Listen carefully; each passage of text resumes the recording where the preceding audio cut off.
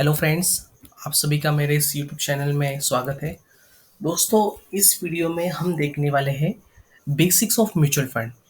हम ये mutual fund की नई सीरीज शुरू कर रहे हैं, तो इसमें हम बेसिक से लेके एडवांस तक थोड़ा म्यूचुअल फंड के बारे में हम देखने वाले हैं। तो इसमें मैं आपको वो बताऊंगा कि म्यूचुअल फंड हमको क्यों लेना चाहिए और म्यूचुअल फंड के हमारे लिए क्या फायदे हैं, क्यों लेना चाहिए, कौन से टाइप के म्यूचुअल फंड रहते हैं और म्यूचुअल फंड में हमको क्यों इन्वेस्ट करना चाहिए, फिर कैसे इन्वेस्ट करना चाहिए। मतलब पहले हम जैसे कि एक ऑब्जेक्टिव लेके हम देख सकते हैं कि हमारा ऑब्जेक्टिव क्या है, उसके हिसाब से कौन सा फंड सिलेक्ट करना चाहिए। फिर वो हर एक फंड में रिस्क क्या रहता है, रिवॉर्ड क्या हो सकता है। तो ये सारी चीज़ें हैं, ये पूरे म्यूचुअल फंड सीरीज में हम सीखने वाले हैं।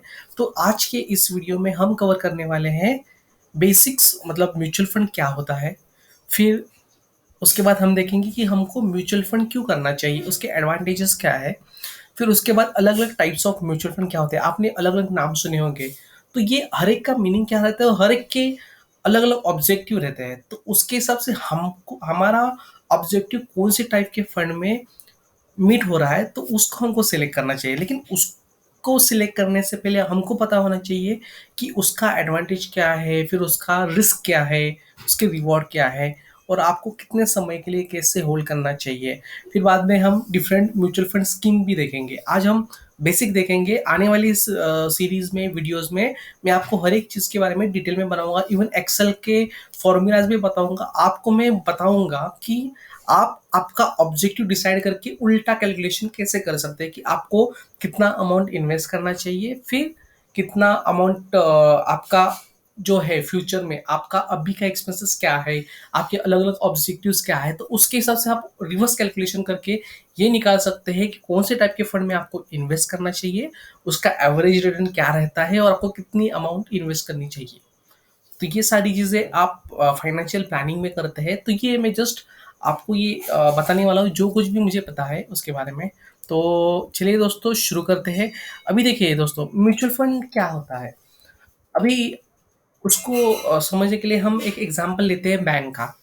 अगर आपके पास पैसा है तो आप क्या करते हैं, आपका पैसा बैंक में डालते हैं। लेकिन बैंक में भी अलग अलग टाइप्स ऑफ, मतलब आपको ये रहते हैं, आप अलग अलग काइंड ऑफ स्कीम्स में डाल सकते हैं। जैसे कि आप सेविंग अकाउंट ओपन कर सकते हैं।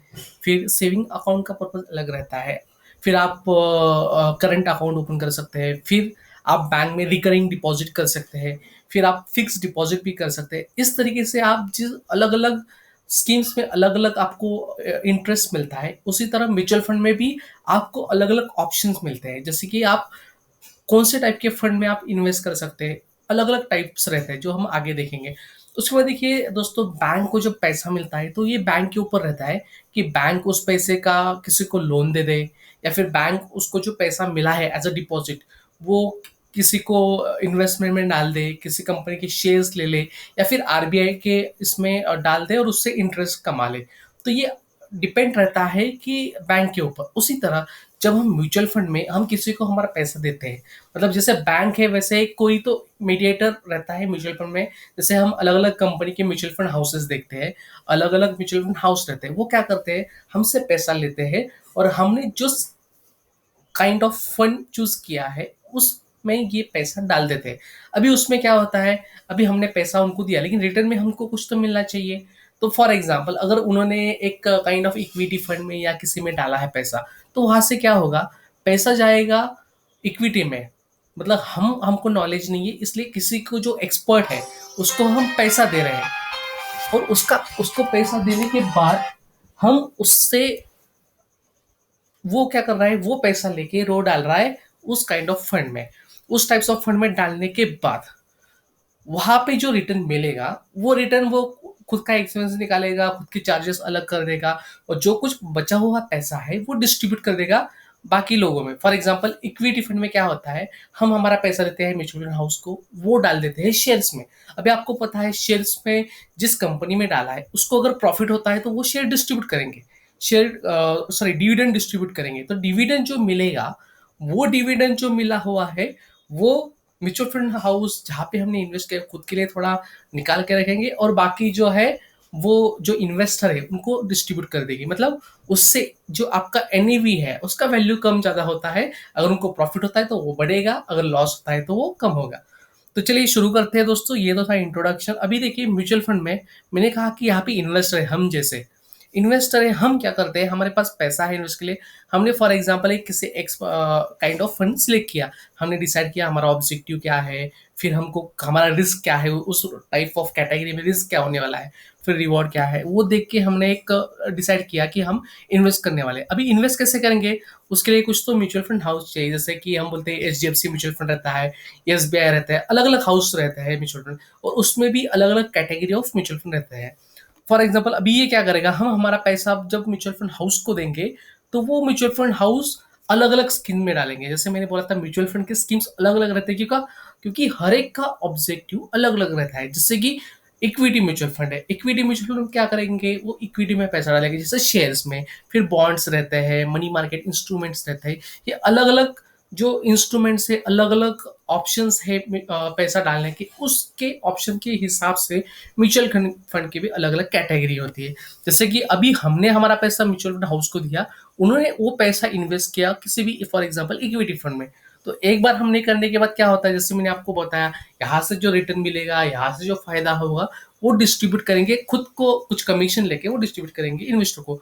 अभी हमको नॉलेज नहीं है, इसलिए हम एक्सपर्ट को दे रहे हैं। एक्सपर्ट उसमें से कमा रहा है और हमको भी प्रॉफिट। तो इसमें विन विन सिचुएशन आ रही है सबको।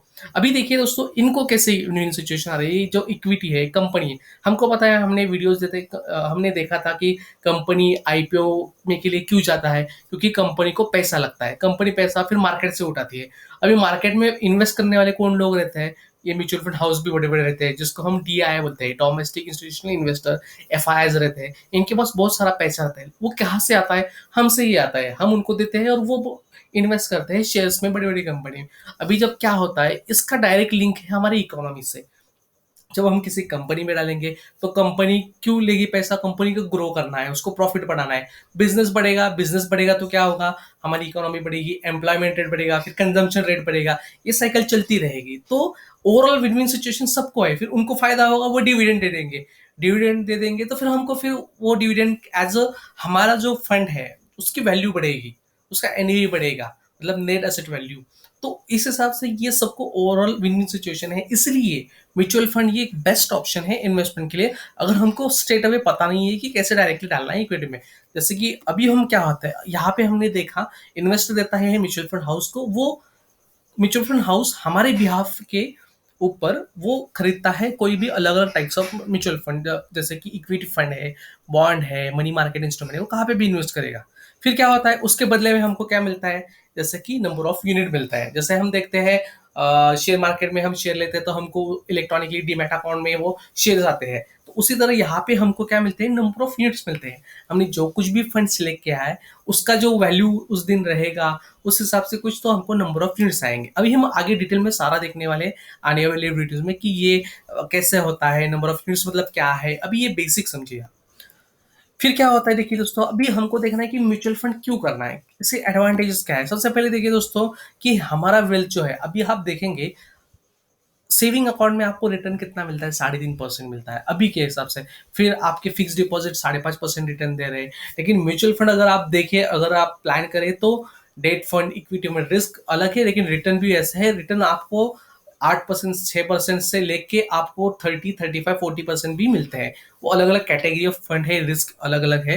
तो उसके हिसाब से ये आपको हेल्प करता है कि आपका जो वेल्थ है over the period of time कैसे बढ़े। तो ये आपका जो इन्फ्लेशन है, हर साल इन्फ्लेशन बढ़ता रहता है, तो इन्फ्लेशन को बीट करने के लिए ये one of the best way है म्यूचुअल फंड, जहां से आपको इन्फ्लेशन से ज्यादा आपको मिलता है रिटर्न। तो इसलिए इन्फ्लेशन को अगर बीट करना है तो आपको कुछ पैसा म्यूचुअल फंड, शेयर या अदर इंस्ट्रूमेंट्स है, गोल्ड, उसमें आपको डालना पड़ता है। इसलिए ये बेस्ट ऑप्शन है। सेकंड है कि ये इन्वेस्टर को अपने ऑब्जेक्टिव, अपने मतलब पर्पस के हिसाब से सिलेक्ट करने के लिए हेल्प करता है। जैसे मैंने बोला, आपका ऑब्जेक्टिव अलग अलग हो सकता है। आपका ऑब्जेक्टिव 2 साल में कुछ हो सकता है, जैसे किसी को घर खरीदना है। आपका ऑब्जेक्टिव 30 साल में हो सकता है, जिसको रिटायरमेंट के लिए प्लान करना है। तो उसके हिसाब से आपके फंड अलग अलग आ सकते हैं। तो हर एक फंड का ऑब्जेक्टिव अलग अलग है कि आपको रिक्वायरमेंट कब है, कितने की है वगैरह। तो उस हिसाब से ये आपको हेल्प करता है कि आपको कौन सा टाइप का म्यूचुअल फंड सिलेक्ट करना है। फिर ये आपका पोर्टफोलियो, अभी देखो मैंने कहा था कि ये इक्विटी में डालते हैं, हमको अगर इक्विटी के बारे में पता नहीं है तो एक्सपर्ट लोग हमारे बिहाफ के ऊपर वो वहाँ पे इन्वेस्ट करेंगे। तो हमको यहाँ पे फायदा क्या होता है कि हमारा पोर्टफोलियो एक्सपर्ट थ्रू रन होता है, तो इससे हमको फायदा होता है उनकी नॉलेज का। फिर ये टैक्स बेनिफिट के लिए भी एडवांटेजेस है, जैसे कि कुछ स्कीम रहती है म्यूचुअल फंड की, जैसे ईएलएसएस, इसको बोलते हैं इक्विटी लिंक सेविंग स्कीम। तो ये हेल्प करती है हमको टैक्स सेविंग में एटीसी के अंडर। तो ये सारे एडवांटेज है कुछ म्यूचुअल फंड के, तो इसलिए हमको म्यूचुअल फंड में जाना चाहिए। अभी हम देखते हैं टाइप्स ऑफ म्यूचुअल फंड। देखिए दोस्तों, अलग अलग टाइप्स ऑफ म्यूचुअल फंड रहते हैं, जैसे कि कुछ आपने नाम सुना होगा, आप कोई भी गूगल पे जाके म्यूचुअल फंड देखिएगा, एक ही म्यूचुअल फंड रहेगा, उसके अलग अलग टाइप्स रहते हैं, जैसे कि कुछ डिविडेंड बेस्ड रहता है, कुछ ग्रोथ बेस्ड रहता है, कुछ ओपन एंडेड रहता है, कुछ क्लोज एंडेड रहता है। इसका मीनिंग क्या रहता है? सो सिंपल है, ओपन एंडेड फंड मतलब क्या, कि आप वो जो फंड है, आप म्यूचुअल फंड है, उसमें आप कभी भी एंट्री कर सकते हैं और कभी भी उससे एग्जिट कर सकते हैं। तो उसको आपको फ्रीडम है एंट्री और एग्जिट का, उसको बोलते हैं ओपन एंड, नाम में ही ओपन। और दूसरा आता है क्लोज एंड फंड, जैसे कि आपको पता है एफडी में आप डालते हैं पैसा, तो आप उतने टाइम के लिए फिक्स डाल देते हैं। उसी तरह क्लोज एंड फंड में भी क्या रहता है, फिक्स मैच्योरिटी रहती है। आपको पता है एफडी में आप इतने साल, 5 साल के लिए रखेंगे, आपको रिटर्न 7.5%, 5.5% वो जो है वो फिक्स मिलेगा। उसी तरह यहाँ पे भी म्यूचुअल फंड में कुछ टाइप रहते हैं जिसको हम फिक्स मैच्योरिटी बोलते हैं। वो क्लोज एंड फंड उतने टाइम के लिए आप वो निकाल नहीं सकते। तो उस तरीके से ये डिफरेंट डिफरेंट टाइप्स हो गए, ओपन एंड फंड और क्लोज एंड फंड। डिटेल में हम आगे वाले वीडियोस में देखने वाले हैं। और दूसरा क्या है, अभी मैंने जैसे आपको बोला म्यूचुअल फंड स्कीम्स रहती है, आपका ऑब्जेक्टिव क्या है। जैसे कि फॉर एग्जांपल आपका ऑब्जेक्टिव लॉन्ग टर्म है, जैसे आप कॉर्पस बिल्ड करना चाहते हैं 30 साल बाद आपकी रिटायरमेंट प्लानिंग के लिए, तो उसके लिए उसके हिसाब से स्कीम अलग है, जैसे कि इक्विटी स्कीम है। आपको पता है इक्विटी जो म्यूचुअल फंड रहता है वो अभी 1-2 साल में या 3 साल में बढ़ते नहीं है, मिनिमम 7 साल अगर आप रखते हैं तो बहुत ही अच्छा आपको कंपाउंडिंग रिटर्न मिलता है। और जितना ज़्यादा समय आप रखेंगे उतना वो मल्टीपल टाइम्स टाइम्स हो जाता है। इसका मैं एग्जांपल आपको एक्सेल में भी बताने वाला हूँ आगे वाले समय में, आने वाली जो वीडियोस है उसमें। तो इक्विटी म्यूचुअल फंड एक रहता है, दूसरा रहता है डेट फंड, और तीसरा रहता है हाइब्रिड। अभी इक्विटी मैंने बताया शेयर्स में डालते हैं वो पैसा। डेट फंड, अगर आपने कोई भी debt kind of mutual fund, जैसे एचडीएफसी का कोई भी आप डेट फंड निकालिए, डेट फंड में आपको 10-15 बहुत सारे फंड मिलेंगे। उसमें वो पैसा हमसे लेके कहाँ पे डालते हैं, जैसे कि गवर्नमेंट बॉन्ड हो गया, डिबेंचर हो गया, ट्रेजरी बिल हो गया। ये नॉर्मली डेट फंड जो रहता है ना वो कम समय के लिए रहता है, क्योंकि हम ज्यादा रिस्क नहीं ले सकते। अभी फॉर एग्जाम्पल 2 साल के बाद आपको अगर कुछ घर लेना है, किसी को शादी करनी है, उसके लिए पैसा चाहिए, तो वो इक्विटी में डाल के रिस्क नहीं ले सकता, बिकॉज इक्विटी का रिटर्न इतने कम समय में नहीं मिलता।